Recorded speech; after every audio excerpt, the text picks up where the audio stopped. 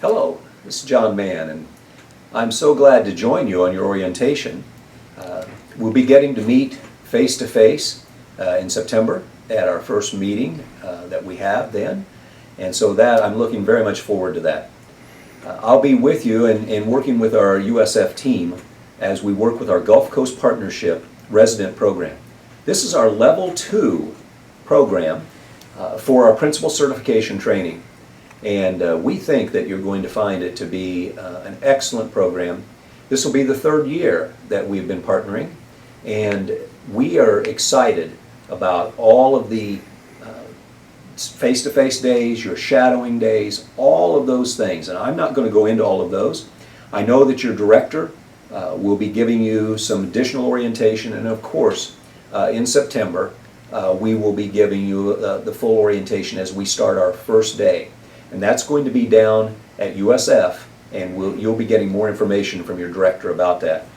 Just a brief introduction to myself. I started with the Gulfcoast Partnership program when we first started, and this is over 3 years ago when it was first coming into its inception. And that's an exciting time when we were working to develop that with USF and Dr. Brillo, and then the four partner districts. The four partner districts that started were the District School Board of Pasco County, Pinellas County Schools, Polk County Schools, and Manatee.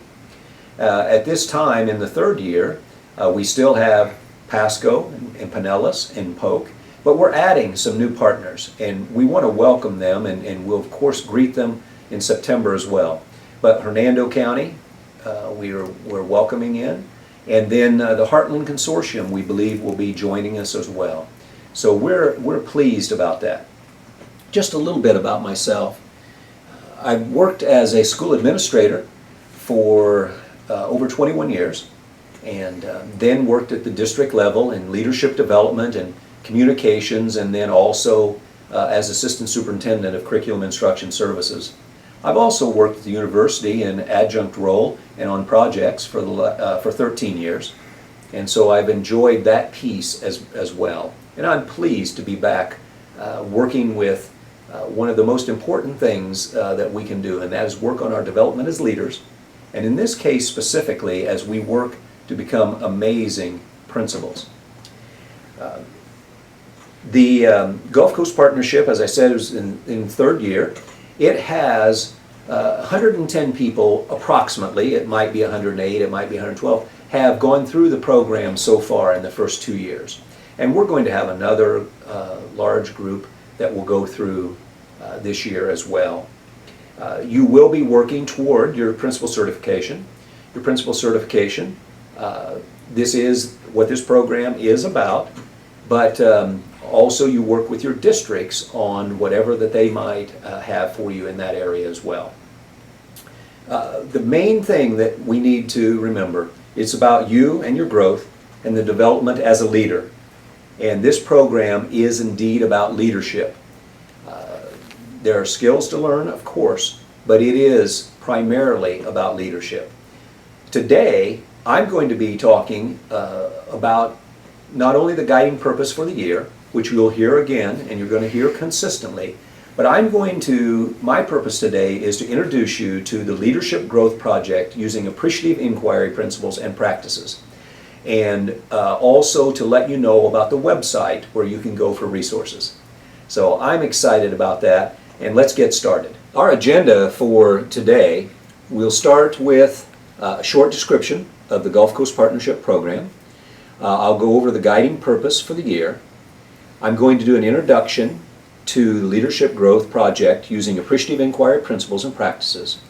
I'm going to explain a little bit about the 4D cycle, the purpose of your project, the 7-step project process. We're going to show you the book that is an important one to read, and then we're going to introduce you to the website that has all types of resources on there, and also the place where we would want you to enter your topic, either during your orientation or by September 1st if possible, and we'll go from there. All right, let's get going. First thing, let me give you my contact information. As you can see, My cell phone number is 727-919-1491. That's the best way to get a hold of me. And my email is john.mann3@gmail.com. So please, if you have questions that you think that I could be the best one to answer, do not hesitate to get a hold of me, and I'll do my very best to assist you. What is our guiding purpose for our residence program? This is our guiding purpose. You're going to hear it quite a bit, but it is unleashing leadership potential within you and your school to achieve desired results. And we like the unleashing because we want you to grow as a leader. We know that we must achieve desired results, but sometimes the desired results aren't always just raising test scores and those kinds of things. Desired results can be many things, as you're going to learn as we go through our modules and our year. So unleashing leadership potential within you and your school to achieve desired results. As we think about our project and do the introduction to our project uses the appreciative inquiry principles and practices. It uses the 4D cycle. And the 4D cycle you're going to hear about, and I'm going to introduce to you in just a moment a book that we would like you to read and that your directors will be giving you. The 4D cycle is made up of 4 steps: discovery, dream, design, and destiny. And by the time you're done with all of our year together, you will know those as you read. But that's the four most common steps in the appreciative inquiry cycle. And that is discovery, dream, design, and destiny. You'll see it within our project, and you'll see how it works as we go forward. Our 7-step project process is: step 1 is develop work groups. Step 2 is topic exploration and refinement. Step 3 is build background to develop your refined AI topic. Step 4, develop your final topic. Step 5, action plan and goals. Step 6, formative and summative assessments for results. And step 7 is celebration and sustainability. Those are the 7 steps of our project. As we think about appreciative inquiry, we're going to have many things that we read during this year. But one of the first things that we want you to read is the book entitled Appreciative Inquiry, A Positive Approach to Building Cooperative Capacity, written by Frank Barrett and Ron Fry. This book is a very, very short book. It is 120 pages and is a very quick read. But it does give you a very good background into appreciative inquiry, which is one of the foundational pieces that we use throughout our training program. And so it is an important one. And we would love, for all of you that possibly can, if you can find time between now and our first meeting, in which I think is September the 12th, I believe, but make sure and check with your directors. But if you can read this book before that September the 12th, that will place you ahead of the game and will really help you as we move forward. And so it really doesn't take very long to read. I want to talk a little bit about the 4D cycle just a little bit more. Those 4 steps again were discovery, dream, design, and destiny.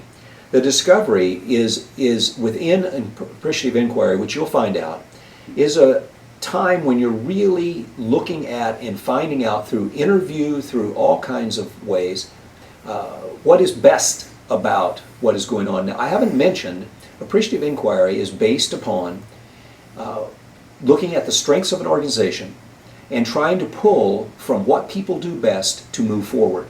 What we have learned is, and guys, I taught a deficit-based model for over 15 years. And in a deficit problem-solving based model, you get results, and sometimes good results, but it's according to what we consider good results.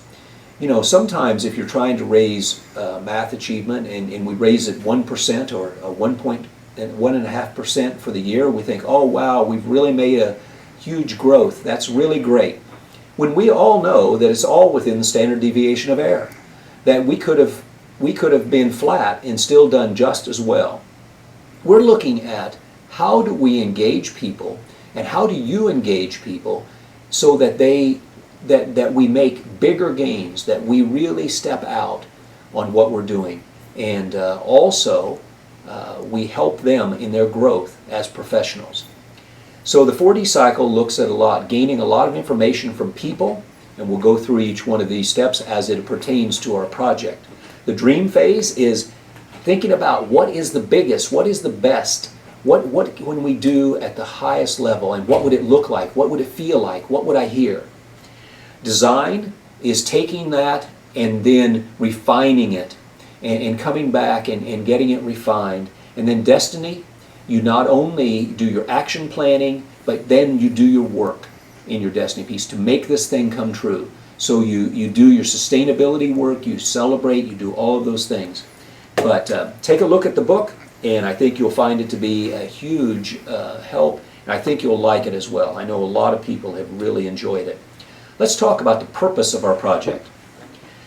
The purpose of our project, and there are about 5 purposes that we have for our project. One of the purposes of the project is that this project needs to be a key piece of the work and the practice at your school. So if your school has 3 areas of focus for the year, and one of them is assisting teachers to work more collaboratively in their planning, and one of them is a language arts or a reading goal, raising student achievement in reading or writing across the curriculum, or raising math. Your project should be focused on one of these major areas within your school. The project is supposed to be something that is significant in school improvement and raising student achievement. And here's how I want you to think about it. We're thinking that as we work together, that you're going to be, in 1 year, ready to be a school principal within your district. We want you to understand that you're going to be in charge of raising student achievement and doing all of those things for the district, or for your school, excuse me, in all areas. But this year, you're focusing on one of those areas.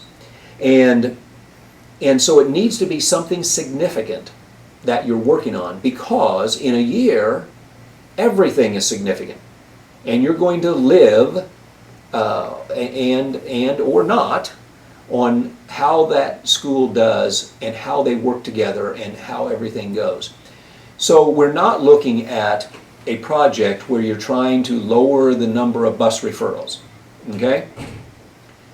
All of you are very experienced, and you know that in 15 years of being a principal, you'll still be working on lowering your number of bus referrals, okay? I'm not suggesting it's not important and that it's not something there, but that's not the type of project that we're looking at right now. The other piece of it is, you're in charge of the project. You need to be, this needs to be your project. Doesn't mean, of course, that you don't have oversight from a mentor and or your supervising principal, but you're in charge of this project. You're learning a process for your work, and we hope that it is a process that will assist you as you go forward in every project from here forward that you work on. But also, we want you going away from this so that you can teach your assistant principals in a year how they should be attacking this and supporting you and the school in raising student achievement and school improvement. One of the last things I want you to do is, when we get to the website, under the project piece, there will be a place for you to click to put in your topic for your project. And you have to put in your name and I think your email, and then your topic. It's a phrase or one sentence about what your topic is, because when we come together, we're going to group people in 2 different ways. One way we're going to group people is by the area of their topic, and this is across our participating districts. And so you'll be working with people that are working on a similar topic as you. But then we also group you, of course, by your district teams. So you'll be getting support and be working as a team with your district team and your community of practice team, which will be about your subject area that you're working. Within our project form, which is on your website, and also you can run off a copy of it if you want a hard copy. But the first part, you have an introduction. In the introduction, you're going to have a place at the top where you're inputting your name, your school, and your district. And then you have two different areas that you need to fill out. One of them is sharing personal accomplishments of which you are most proud in the last 3 years, and why you thinking about this accomplishment makes you feel extremely good. And the second one is please share accomplishment at your school in the last 3 years of which you are most proud and explain why. And within your project form on the website, those are expandable boxes, so you can type right into those, and that will work really well. We hope. All right, this is our first time doing it that way, so we sure hope so. Now on to step one. Step one is develop work groups. And in developing work groups, we want you to remember that the first thing that's going to pop up is a drop-down menu of reminders. Now, I'm not going to go through every reminder because some of them, there are lots of reminders in there. But those reminders are there to help you with that step. So you can go up to those reminders and look at them and read them, and it's in that drop-down menu. Then you can go down to where you're supposed to input and do your work. The thing that you're going to be doing under developing work groups is you're going to be listening. No, you're not going to do that. You're going to list your key stakeholders that you have selected as your work group. And one of the things in the reminder section it's going to tell you that generally this group has up to 8 members. One time I was working with a group and I asked them to list their group, and they listed 36 members in a very large group. This was their entire everyone. It was everybody that came to their monthly meeting, and it was 36 people. Well, 36 people is maybe a good second group, but your first working group, 36 is too many to do. And sometimes you even have 4 to 8 is a good number for you to have in that work group as you're really going through all the issues before you start to roll it out to that group of 36, and then you roll it out to the entire faculty of what's going on. Okay. All right. As we go on to step 2, step 2 is topic exploration and refinement. Now, in this one, you will absolutely have a group of reminders as well. Within the group of reminders, it also has a activity that you can use if you're having difficulty refining your topic. And so we have the why and what activity that will assist you in the refining topic. Now, the reason that we have to refine topics is that your original general topic could be given to you. It could be given to you by the district. It could be given to you by your principal. It could be given to you by your data. It could be something that you have to do no matter what's going on. This is, we have to raise math achievement, or we have to support our reading through our writing, or we have to do this. So that's your original general topic. But that isn't necessarily the way that it has to be stated. It has to absolutely be about raising math achievement, but we want to look at it not in a deficit manner, but in just a straight problem-solving manner. And this is where our thinking has to change and grow. And so you have to then start to think about it in a refined appreciative inquiry topic.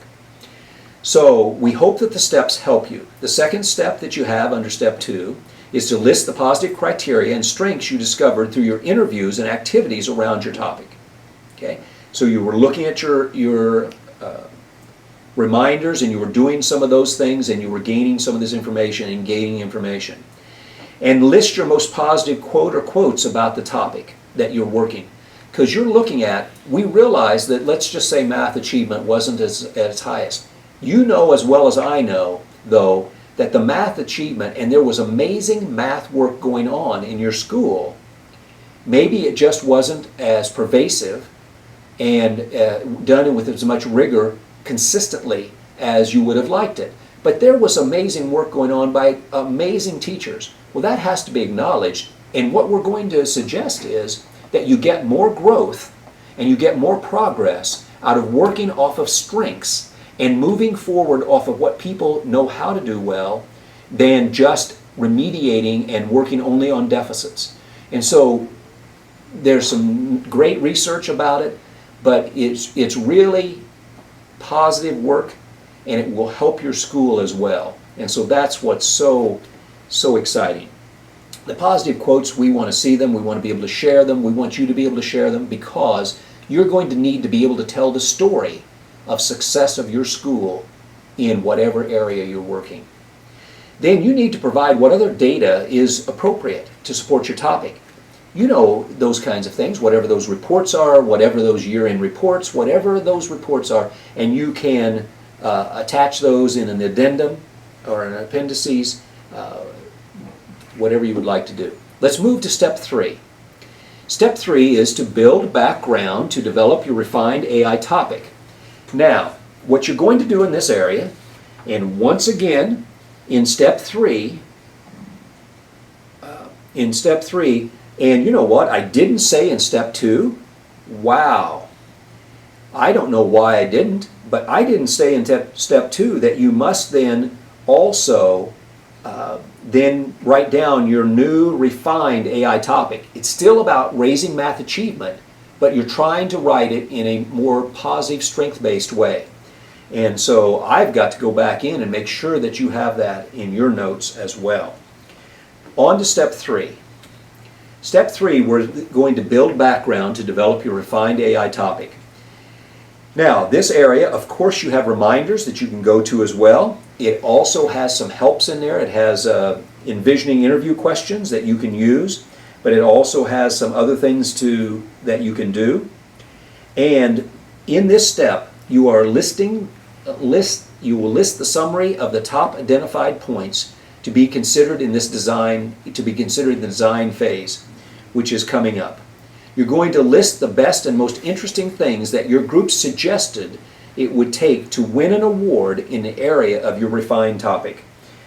And what you're trying to do is you're trying to get people to envision what it's going to look like when your math instruction is so good and your math achievement is such a high level that your school is now being acknowledged and recognized as a model for what you're wanting to do.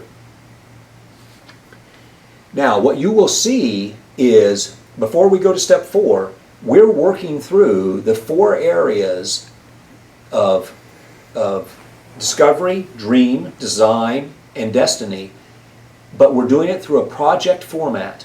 And so that's what you'll see as well. So you're going to see, when you're reading, you're going to see some additional information, because I don't want to just sit here and talk at you and bore you completely. All right, step 4, to develop your final topic. All right, those can be inspirational, inspiring, provocative propositions. So in step 4, you have a lot of reminders, a lot of ways to assist you to get to that final topic. So take a look at those, and there's quite a few reminders in there. Then what you're going to do is you're going to take a look at your final topic that you have, and in those final topics you may have 1, 2, 3 focus areas that you're going to have within what your final topic is. And then you need to share with us what your vision for this work is with the group, the work group that you're working with, what your vision is for this. All right, let's move on to step 5.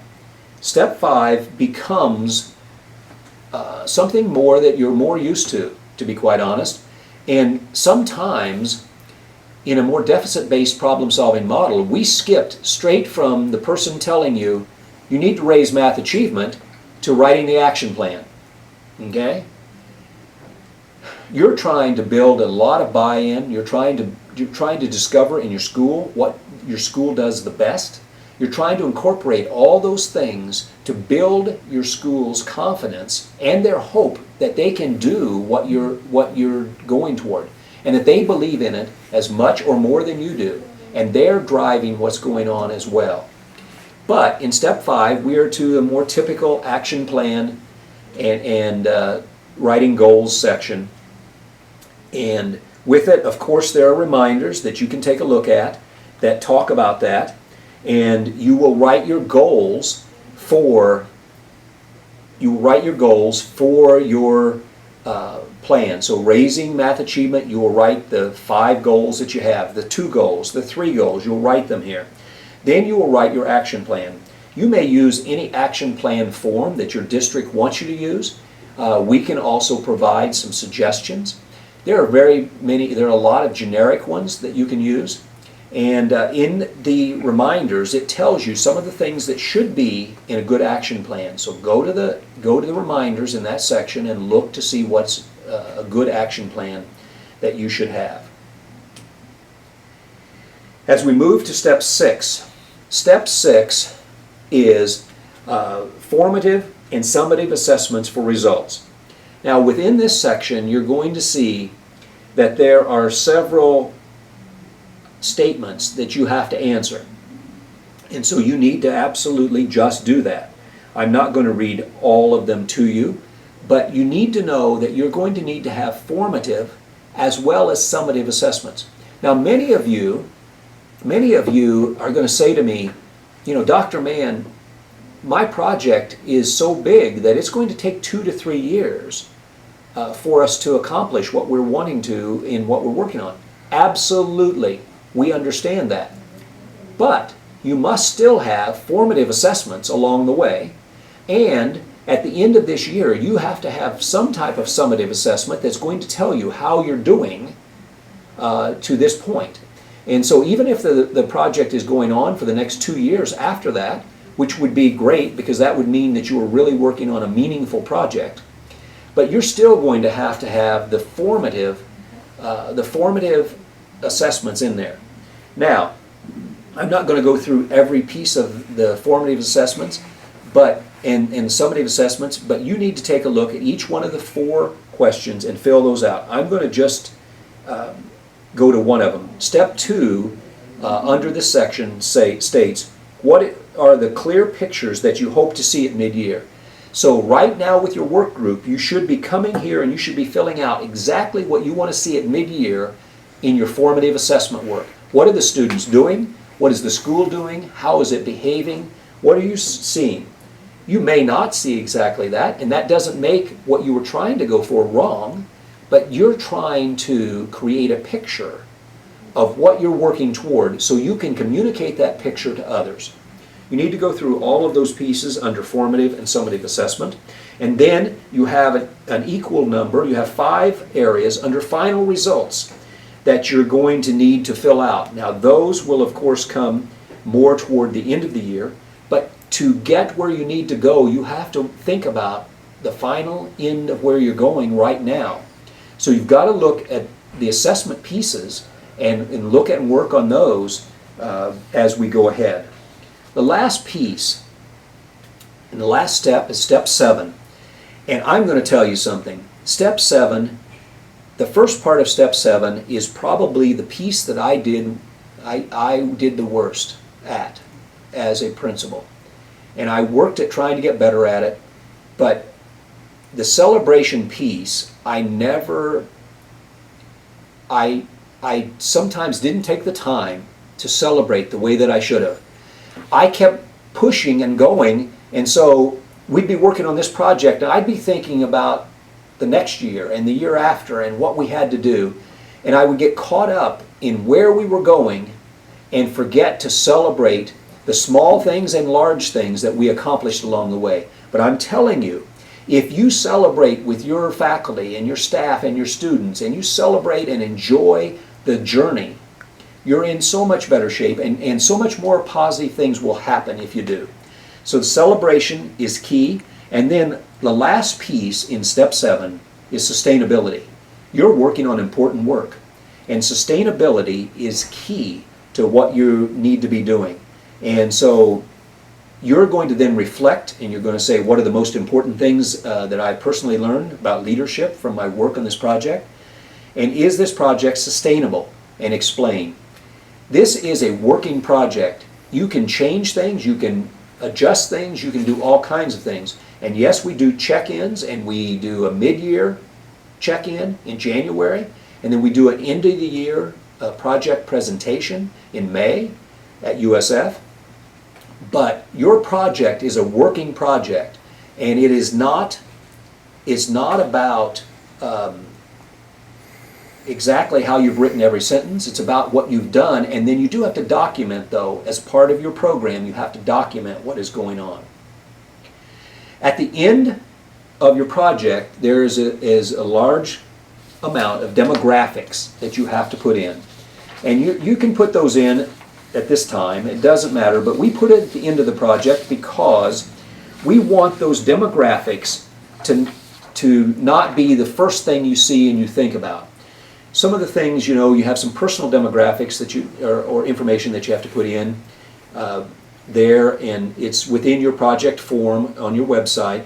School demographics that you have to put in, and numbers and percentages of different groups of students that you have within your school. And so those are things that you will place in there and complete. All right, let's move off of our project to our website. And on our website, up before you, is the address, HTTP address for your website. Now this is your website for your work, and when you go on it, you're going to need to explore and push buttons and do all those kinds of things. And it is called the Gulfcoast Partnership Residence Program, University of South Florida, 2014-2015, and it's your website there. This thing will be a living website. There's going to be things added all the time. And so not everything is fully on there at this time, but it has the schedule, the tentative schedule for the year. Things can change as we work with our directors and we work on things. And then under project, you have three different things. You have your project title, your program, program materials. You have program materials, you have project topic, project form request, and program guides. And so you have a place there for each session. So we're going to be dropping materials in for each session that you're going to be able to go to. You have your project topic, your project form, your project guides, and you're going to be able to do so. But you need to click on here. Like I said, not everything is there, but if you go to your project topic, it'll state, what is your project topic for Leadership Growth Appreciative Inquiry Project Topic Declaration. You put in your name, your district, your email, and a phrase or sentence about your topic for your project.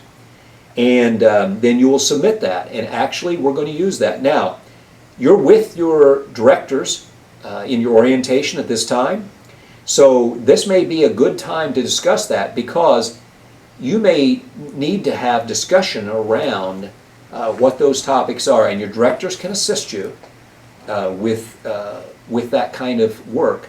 And obviously you have to work along with your principal as well, of course. And so that is what we have on there. The last thing we just want to do is I want to leave you so that you have my contact information again. And then, as I summarize, I want to thank you for your work and for your dedication and for your willingness and desire to become a principal. Because honestly, guys, a principal becomes, each time you take another step up, it becomes another level of being a servant and working as a servant leader and assisting people with their growth.